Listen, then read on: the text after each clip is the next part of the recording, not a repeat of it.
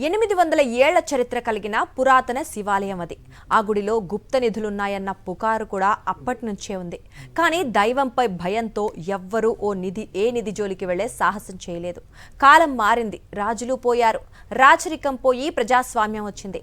అప్పటి వరకు రాజుల పూజలతో అలరారిన ఆ గుడి కాస్త మరుగున పడి శిథిలావస్థకు చేరింది. ఇంతలో గుడి ఉన్న స్థలంలో స్కూల్ నిర్మాణానికి అనుమతులు జారీ అయ్యాయి. దీంతో గుడిని కూల్చేశారు, అది కూడా అర్ధరాత్రి. దీంతో రాజకీయ దుమారం మొదలైంది. నిజంగా గుడిని స్కూల్ గురించే కూల్చేశారా లేక గుప్త నిధుల కోసమా?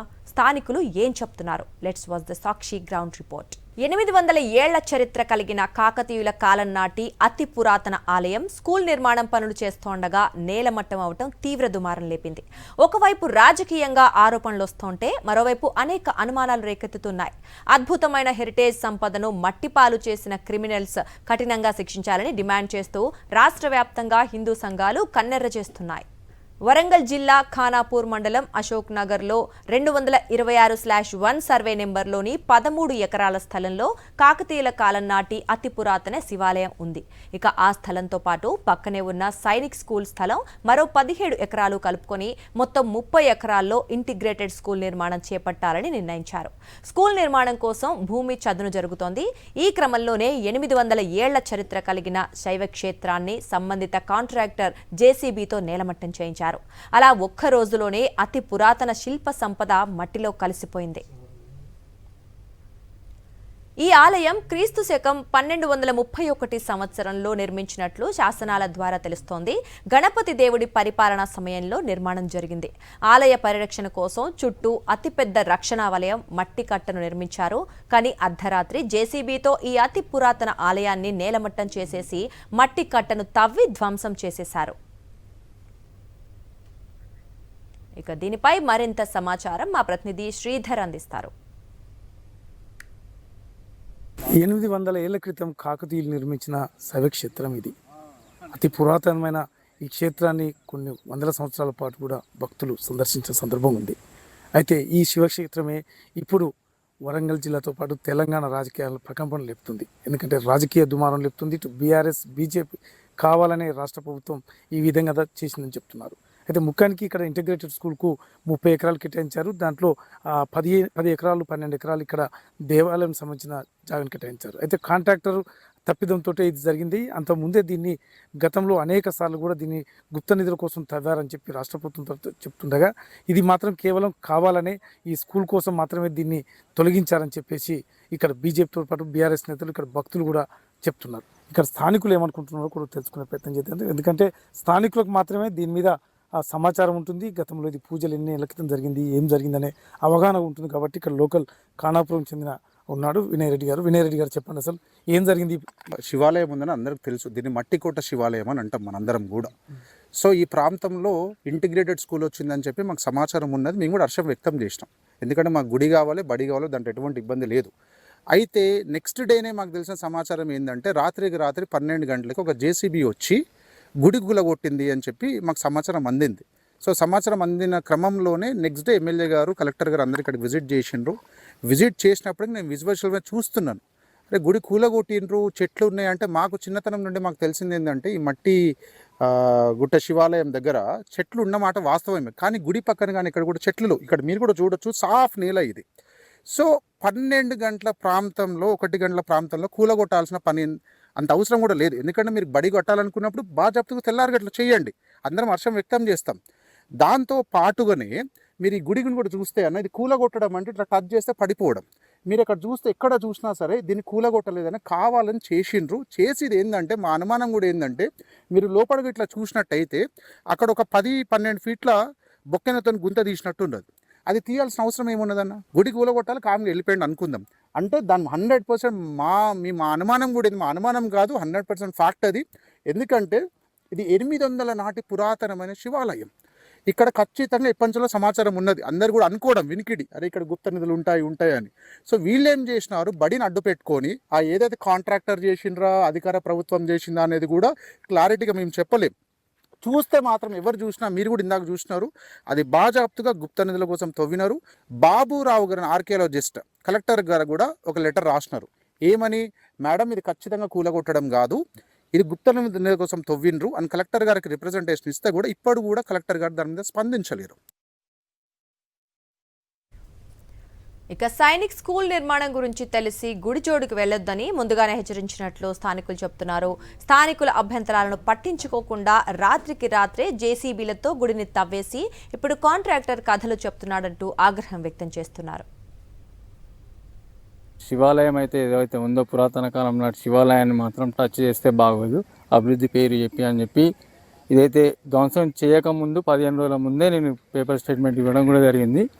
ఇచ్చిన తర్వాత అర్ధరాత్రి పూట ఈ యొక్క శివాలయాన్ని ధ్వంసం చేసి ఈ యొక్క మట్టి కోటను ధ్వంసం చేసి ఆ కాంట్రాక్టరు చాలా పెద్ద తప్పు చేసిండు. ఇది 800 సంవత్సరాల క్రితం నాటి పురాతన శివాలయము. ఒక ఫ్యూచర్ జనరేషన్కి మన యొక్క చరిత్ర చెప్పుకోవడానికి ఆనవాళ్ళు లేకుండా చేసే ప్రయత్నం చేసింది ఇక్కడ. అందులోటి వాళ్ళు చెప్పే కారణం ఏంటంటే మేము చుట్టుపక్కల చెట్లు క్లీన్ చేస్తుంటే కూలిపోయింది గుడి అంటున్నారు. ఓకే, వాళ్ళు చెప్పిందే నిజం అనుకుంటే లోపల ఎందుకు దోపిల్లది? ఆ గర్భాలయం లోపల తవ్వకాలు జరిగినట్టు కనపడుతుంది అందరికీ. ఈ విషయమై మేము పురావస్తు శాఖ అధికారులకు అందరు కూడా చెప్పినాము. 800 సంవత్సరాల చరిత్ర ఉన్నటువంటి కాకతీయులు నిర్మాణం చేసినటువంటి 13వ శతాబ్దంలో గణపతి మహారాజ్ రాజు నిర్మాణం చేసినటువంటి శివాలయాన్ని రాత్రికి రాత్రి ధ్వంసం చేసి మరి ఈ ప్రాంతంలో ఒక కాంట్రాక్టర్కి అప్పచెప్పి కాంట్రాక్టర్ చేతుల మీదుగా నిర్మాణాలు చేసేటువంటి ప్రయత్నం చేస్తూ ఉంటే భారతీయ జనతా పార్టీ నాయకులు దీన్ని చూసి అడ్డుకుంటే కాంట్రాక్టర్ పారిపోవడం అనేది ఇక్కడ జరిగినటువంటి సంఘటన. ఇక గుప్త నిధుల కోసమే గుడిని కూల్చారని మాజీ మంత్రి హరీష్ రావు ఆరోపణలు చేశారు. కాంగ్రెస్ ప్రభుత్వం అధికారంలోకి వచ్చిన తర్వాత హిందూ దేవాలయాలను కూల్చివేస్తుందని, ఈ ప్రభుత్వం కూల్చివేతలే పనిగా పెట్టుకుందని మండిపడ్డారు. ఇక ప్రభుత్వానికి సంబంధం లేకపోతే ఇప్పటి వరకు సంబంధిత కాంట్రాక్టర్పై ఎందుకు చర్యలు తీసుకోలేదని ఆయన ప్రశ్నించారు. బీఆర్ఎస్ హయాంలో ఈ భూమంతా కూడా ధరణిలో దేవాలయ భూమిగా నమోదైంది. కానీ కాంగ్రెస్ పార్టీ రాగానే మరి భూభారతిలో ఈ భూమిని ప్రభుత్వ భూమిగా నమోదు చేశారు. ఇది కూడా దానికి సంబంధించిన డాక్యుమెంట్. ధరణిలో ఈ భూమి దేవాలయ భూమిగా బీఆర్ఎస్ హయాంలో నమోదైంది. కాంగ్రెస్ ప్రభుత్వం రాగానే ఈ భూమి భూభారతిలో ప్రభుత్వ భూమిగా మారిందంటేనే దీని వెనుక ఉన్న కుట్రని అర్థం చేసుకోవచ్చు. అంటే ఇప్పుడు 4 స్పష్టంగా కనబడుతున్నాయి. స్కూల్ మంజూరైంది ఒక దగ్గర, స్కూల్ ఇక్కడికి ఎందుకు షిఫ్ట్ చేశారు? Question number 1. క్వశ్చన్ నెంబర్ 2, ఇవాళ ఆర్కియాలజీ డిపార్ట్మెంట్ జిల్లా అధికారి 7వ తారీఖున కలెక్టర్ గారికి ఫిర్యాదు చేస్తే ఇక్కడ గుప్త నిధుల కోసం తవ్వకాలు జరిగినాయని స్పష్టంగా రాసిన తర్వాత ఎందుకు ఎఫ్ఐఆర్ నమోదు చేయలేదు? ఇప్పటిదాకా ఎవరిపైన ఎందుకు చర్యలు తీసుకోలేదు? Question number 2. Then question number 3, తవ్వకాలు అర్ధరాత్రి పూట ఎందుకు చేసినారు? ప్రజలెవరు చూడకుండా చీకట్లో రాత్రి 12 నుంచి 1 గంట మధ్య దేవాలయాన్ని కూల్చివేయడం, 24 అడుగుల లోతు తవ్వడం అంటే ఈ అర్ధరాత్రి పూట చేయడం అంటేనే ఇవాళ ప్రజల్లో అనుమానాలు కలుగుతున్నాయి. ఇక స్కూల్ నిర్మాణానికి తాము వ్యతిరేకం కాదని, అలాగని గుడులు ధ్వంసం చేసి పాఠశాలలు నిర్మిస్తామంటే చూస్తూ ఊరుకోమని స్పష్టం చేస్తున్నారు స్థానికులు. గుడికి యాక్చువల్గా రెవెన్యూ రికార్డు ప్రకారం 14 ఎకరాల భూమి ఉన్నది. ఇది పురావస్తు శాఖలు చెప్పిందే, దేవాదాయ శాఖలు కూడా చెప్పిందే. దీని పక్కన ఇంకా గవర్నమెంట్ ల్యాండ్ ఉన్నది. ఇంటిగ్రేటెడ్ స్కూల్ కట్టుకోవాలి, డెవలప్మెంట్ కావాలి ఊరు కూడా.